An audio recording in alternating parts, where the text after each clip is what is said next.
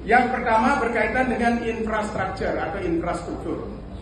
Sepertinya persoalan kita tidak hanya pada macet, sampah, tapi juga ada persoalan di mata kita, di depan pelupuk mata kita yang namanya overhead capital.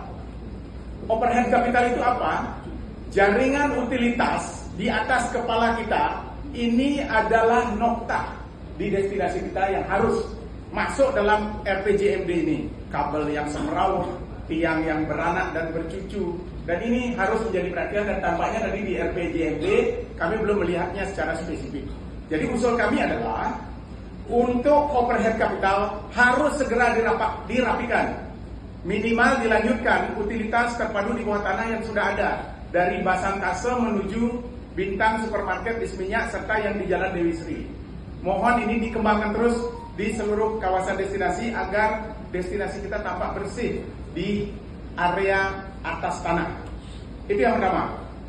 Yang kedua, kita melihat bahwa potret RPJMD Kabupaten Badung saat ini, sebagaimana penyampaian Pak Sekda, kami juga melihat beberapa persoalan di luar overhead capital, yakni persoalan semerautnya lalu lintas kita.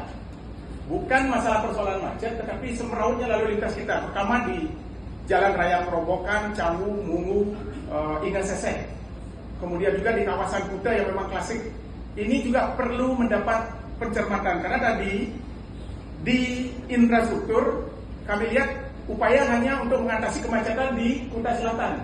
Ada 10 item yang disampaikan oleh Pak Sekda.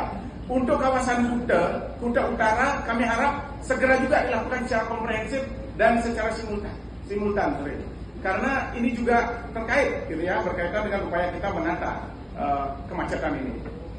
Selanjutnya, tentu dalam mengejar pendapatan asli daerah yang sampai 14 triliun nanti di tahun 2029, kami melihat susu Kabupaten Badung itu sementara ada di mana sih sesungguhnya?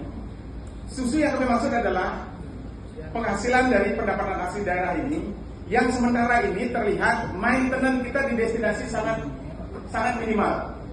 Contoh sederhana Pak Sekda, kalau Pak Sekda masuk ke kawasan Kuta, meskipun Jalan Raya Kuta itu adalah kewenangan pemerintah provinsi, kami berharap ada MOU antara Kabupaten Badung dengan provinsi untuk menata Jalan Raya Kuta. Kawasan ini terlihat sangat kumuh, kemudian trotoarnya semua masih berlubang dan tidak elok di pandang mata. Kami berharap yang pertama adalah ada nomenklatur beautifikasi seluruh infrastruktur